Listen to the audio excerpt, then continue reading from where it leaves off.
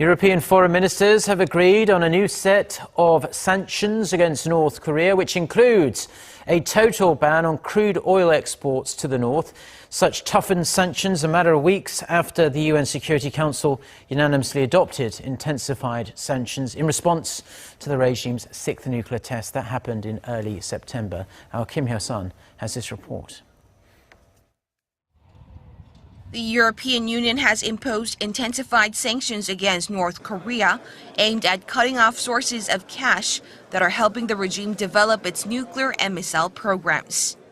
The new sanctions approved by EU foreign ministers on Monday include a total ban on EU investment in North Korea, as well as a ban on the sale of refined petroleum products and crude oil to the communist state. The new measures also slash the amount of money that individuals can send to North Korea from 15,000 euros to 5,000, or from 18,000 US dollars to 6,000. The ministers also agreed not to renew work permits for North Korean laborers working within the EU, as their income is believed to be financing the regime's development of nuclear weapons. Also a decision not to renew work authorizations for DPRK nationals, obviously in line and in consistency with national laws.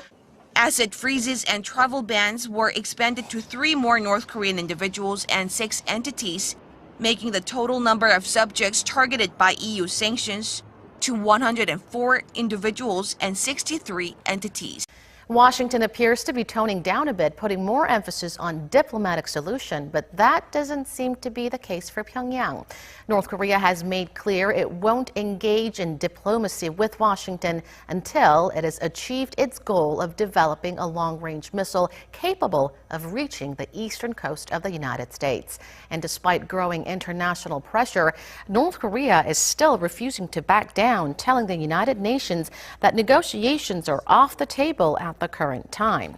Pyongyang's deputy ambassador to the UN, Kim In-yong, told the UN Assembly on Monday it would not discuss laying down its nuclear arms as long as the U.S. maintains its hostile policy against the regime. Kim warned the situation on the Korean peninsula was, quote, touch and go, and went as far to say that a nuclear war could break out at any moment. Kim Jong-un tonight is playing diplomatic hardball with America.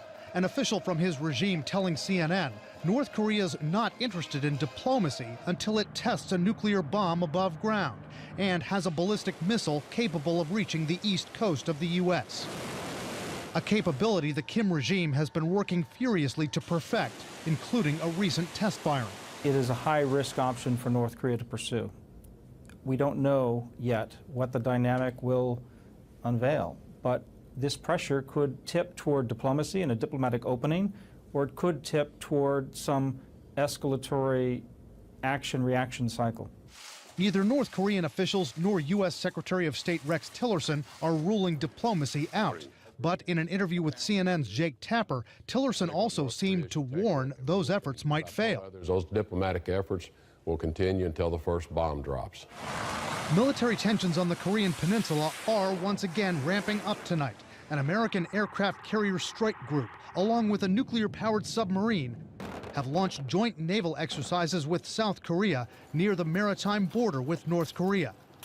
American families in the region also dealing with the stress. Again, this will protect your child from chemical and biological agent to up to 12 hours.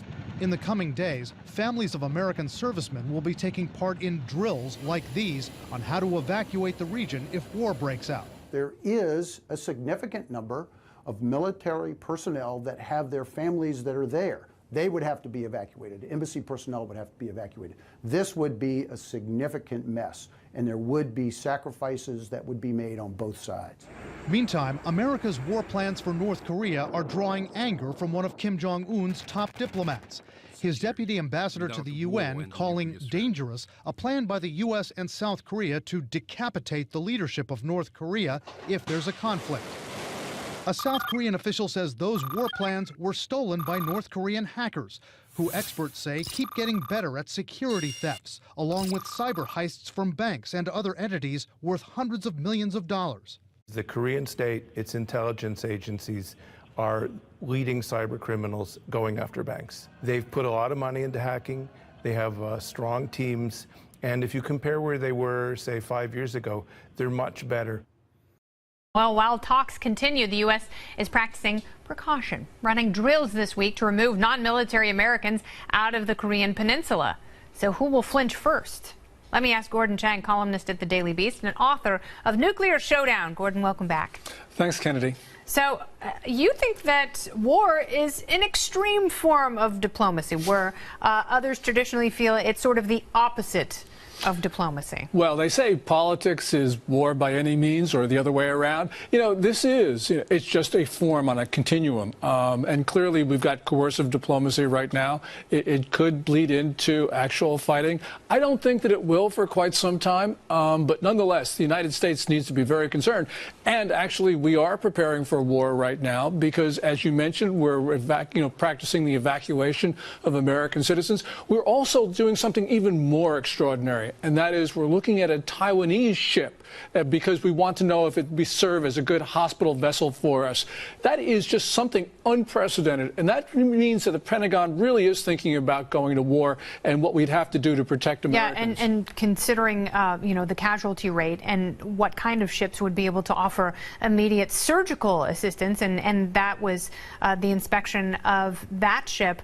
So I hear there's a decapitation team, this special forces unit that is running some of the joint drills with the South Korean military. What does that say to you? And is that a literal decapitation team? What does that mean, that phrase? Well, it means that they're trying to go after the leadership of North Korea, which really means Kim Jong-un. And of course, all militaries practice this. What is different here is that we're actually talking about it in public, because normally that's not done. And really what they're trying to do, of course, is scare and intimidate Kim Jong-un. I'm not so sure that it really does. I mean, it'd be very difficult to get at him unless we were doing it with a missile. Yeah. But actually putting people on the ground to try and find him, that's probably not going to happen. Yeah, it seems, well, who knows? I don't know that anything is out of the realm of possibility. Sure. And, we've, especially after the Osama bin Laden raid, special forces are quite imaginative, and they spend a lot of time strategizing and preparing. So that wouldn't surprise me. What I do think is interesting is a lot of the language that's directed at North Korea is really directed at China.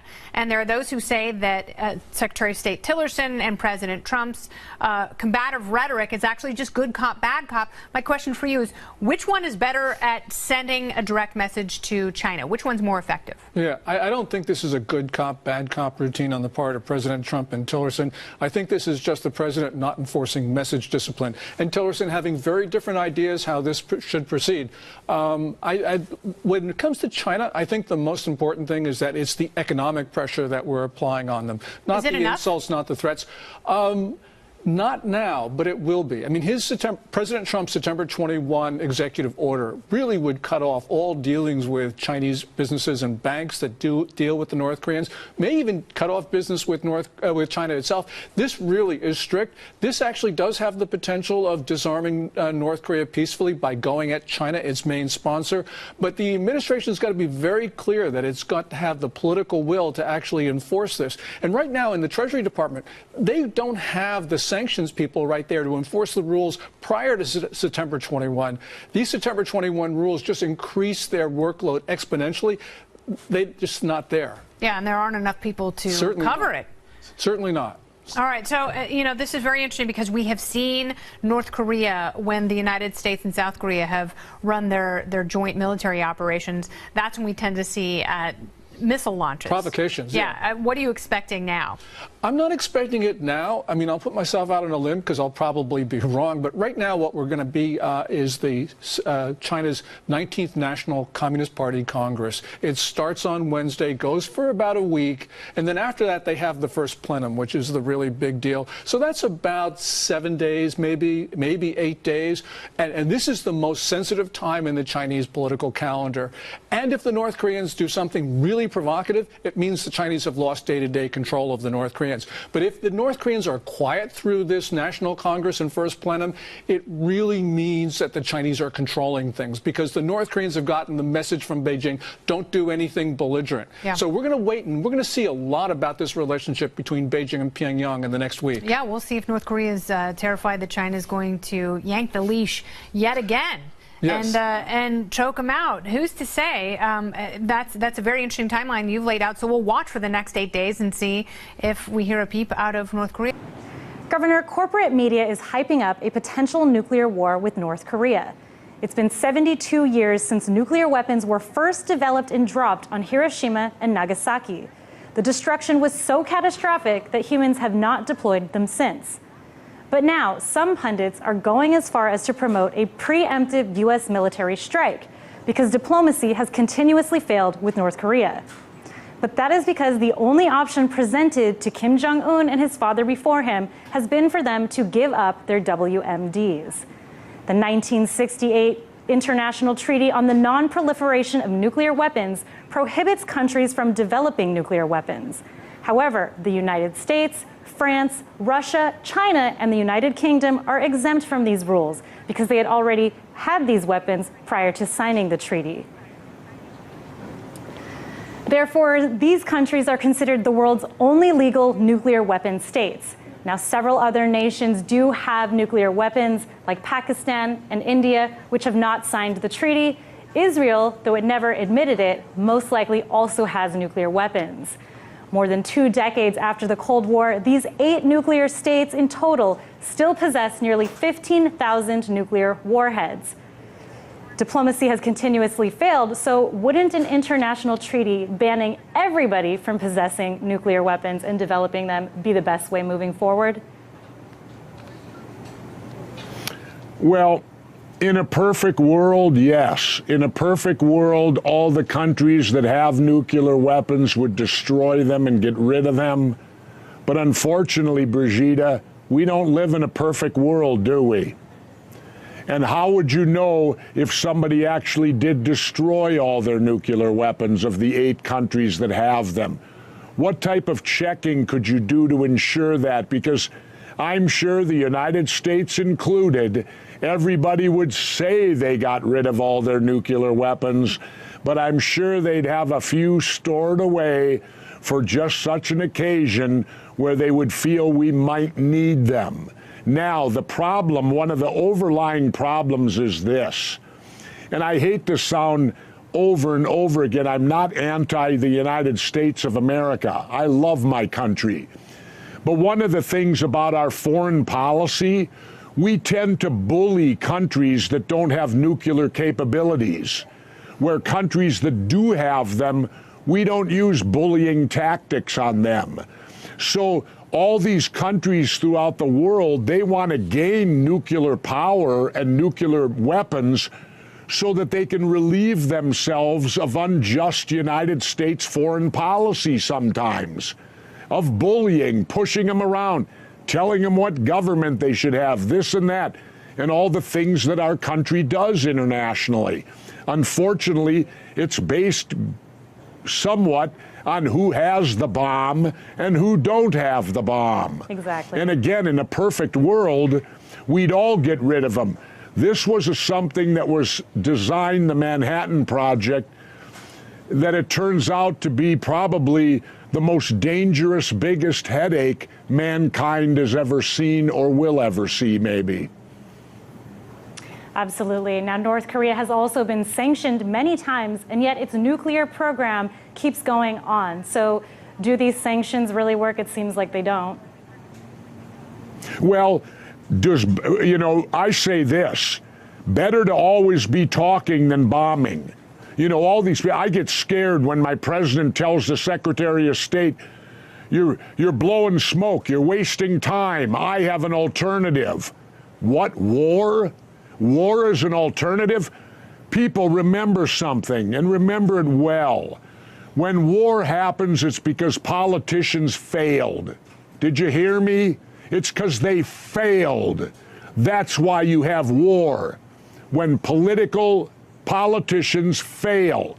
So if we end up going to war with North Korea, it's because our politicians failed and so did theirs.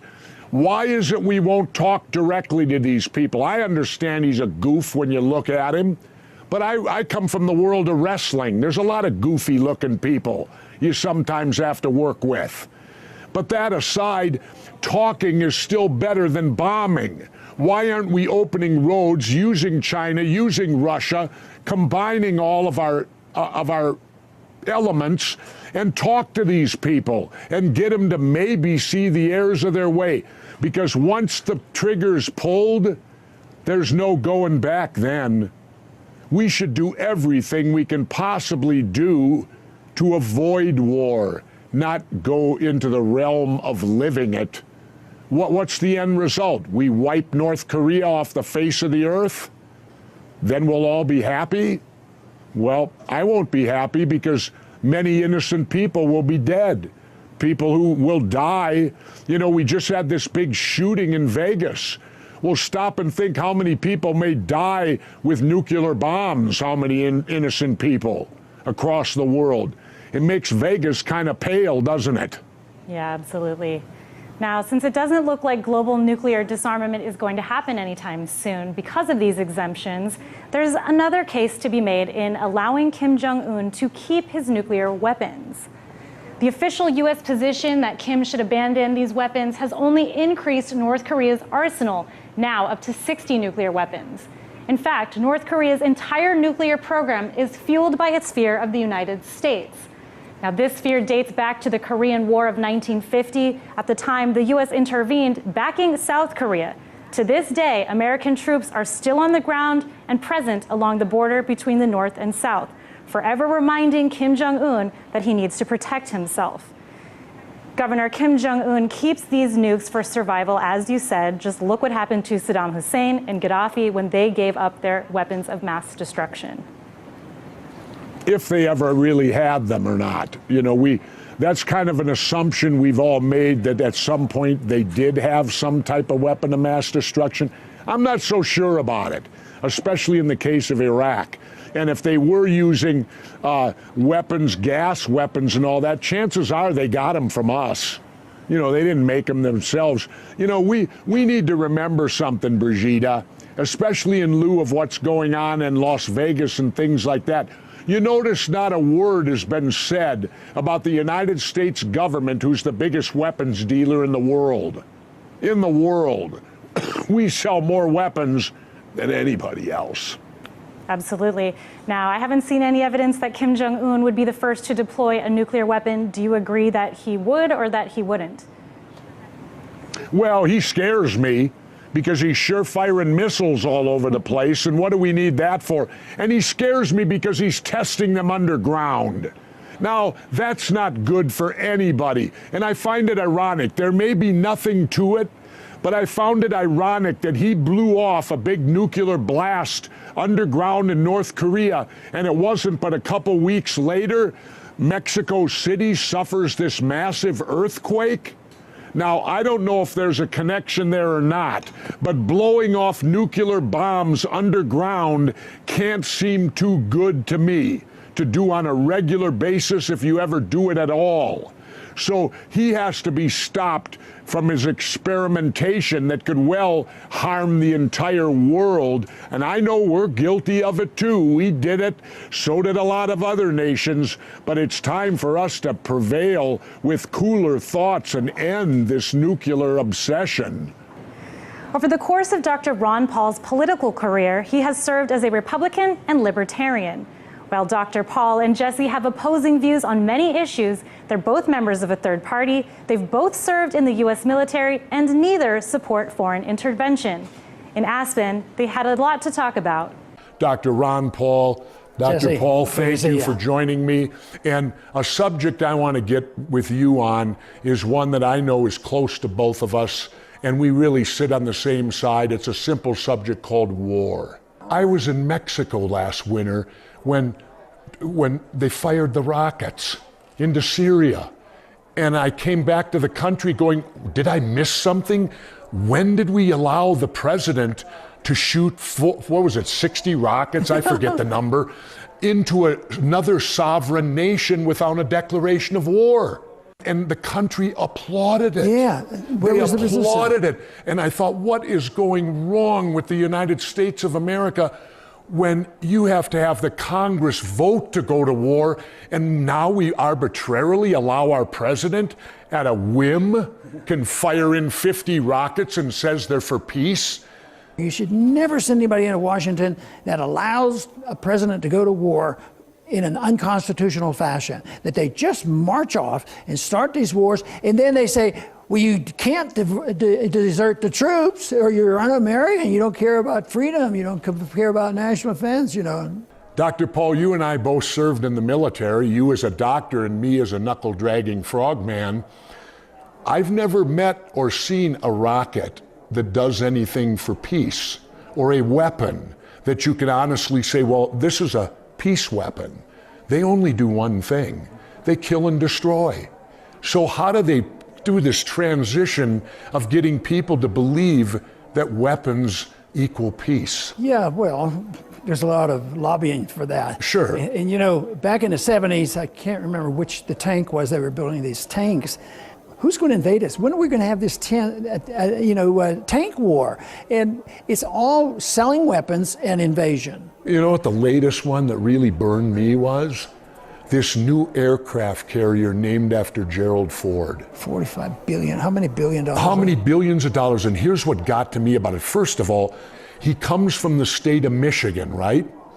So we can build this $45 billion aircraft carrier like we don't have enough of them, while the people of Flint are still drinking poisoned water. So building this carrier was of a higher priority than giving people in Gerald Ford's own state clean and clear water and cleaning up Flint, Michigan's water? If this crazy attitude toward North Korea breaks out and there's hostilities, even a guy like Un could probably take out an aircraft carrier. You know, a good missile can do that. You don't have to have a nuke to do that. And look at what they did in Yemen a few years ago. They took a ship out there. Yeah. So and that was just small bombs. And to me, it's antiquated now. What do we need ships going from sea to sea all over the world, supposedly defending our freedom? Here's another thing that offends me as a veteran, and I'm a Vietnam veteran, when they tell me thank you for defending our freedom. And I sit, Dr. Paul, and I think, wait a minute, I wasn't alive in World War II, so I'm from Korea on. There hasn't been one war in my lifetime where our freedom was in jeopardy. None of them. Let me qualify that. Every war, our freedoms are in jeopardy because they pass Patriot Act. The danger is here at home. Okay, I understand that part. Sure, get it. The wars hurt us here at home. Yeah, the war hurts us here at home. But again, I hear Trump the other day saying our pilots, our sons are now flying the same jets that their father was. Well, what's wrong with that if they work? Why do they have to be upgraded if they work? They still want to have a dogfight. Like World War I. Yeah, I don't know, but all of this crazy military spending. And then I look today, right now, we spend all this money on wars throughout the world. We have two wars we need to fight right here at home. It's called Houston, Texas, and Florida that just got devastated, as bad as any war that's ever, worse than anything that's ever hit the United States mainland, right? Just think of all the money we have spent overseas since World War II ended. If that money had been left in this country to let wealth grow, I mean, we wouldn't have 44 million people on food stamps. We wouldn't have a dwindling middle class. We wouldn't have the real unemployment rate much higher than they talk about, because the labor participation rate shows that people aren't fully employed.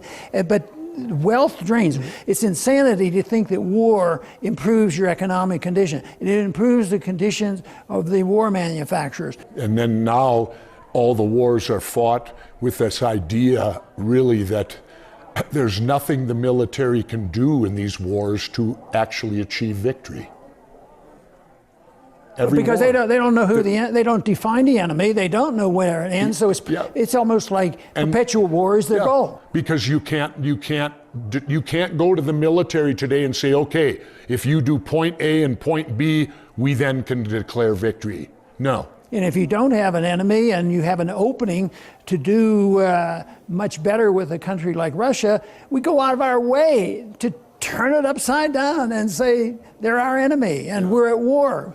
And there'll be a day that will come when our economy gets weaker and the dollar is challenged, and when we get weakened, those people we have offended, they will not be our close allies. We already sense that already. People are starting to turn against us. I said publicly, as a veteran, I hang my head in shame over that. That's terrible. I hang my head in shame that we're now looked at as the United States is the country to fear. No longer we're the savior anymore. We're now the devil, not the savior. So sad. So anyway, Doctor, well, great. I want to Good thank you very much. It's always a pleasure to talk to you. And as I told the people, when I went to Washington, I knew there was one man I could count on out there, and that's Dr. Ron Paul. Thank you.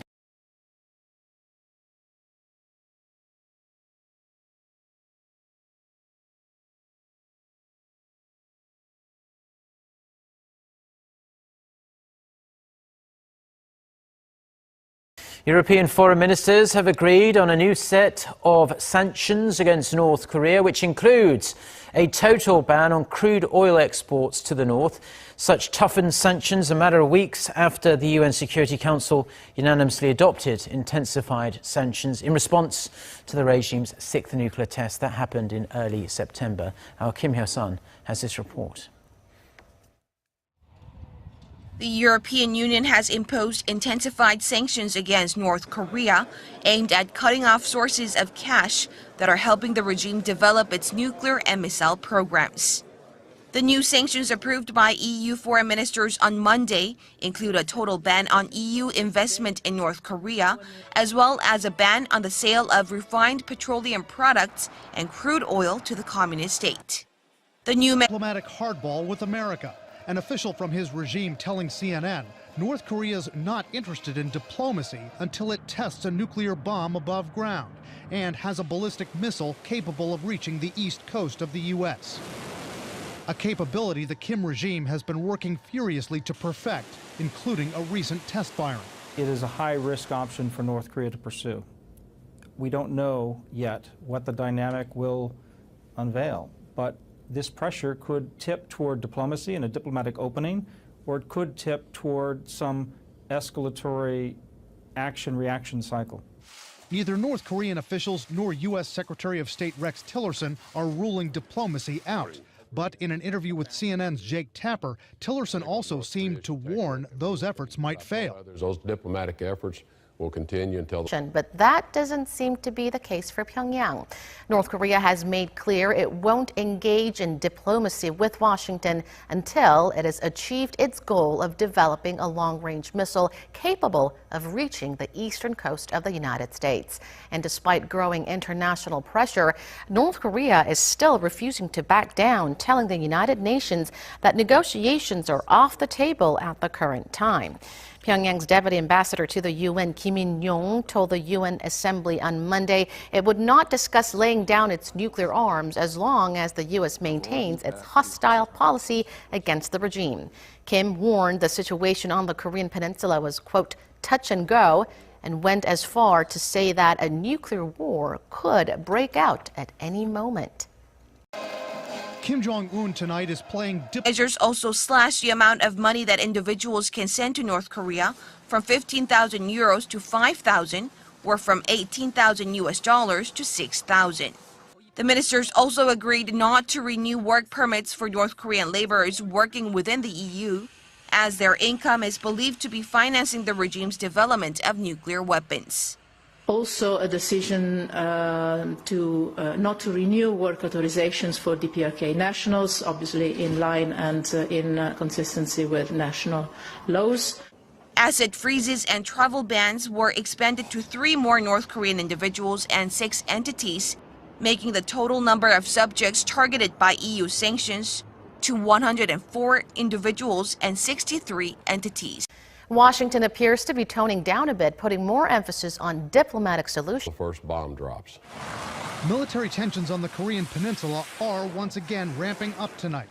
An American aircraft carrier strike group, along with a nuclear-powered submarine, have launched joint naval exercises with South Korea near the maritime border with North Korea. American families in the region also dealing with the stress. Again, this will protect your child from chemical and biological agents to up to 12 hours. In the coming days, families of American servicemen will be taking part in drills like these on how to evacuate the region if war breaks out. There is a significant number of military personnel that have their families that are there. They would have to be evacuated. Embassy personnel would have to be evacuated. This would be a significant mess, and there would be sacrifices that would be made on both sides. Meantime, America's war plan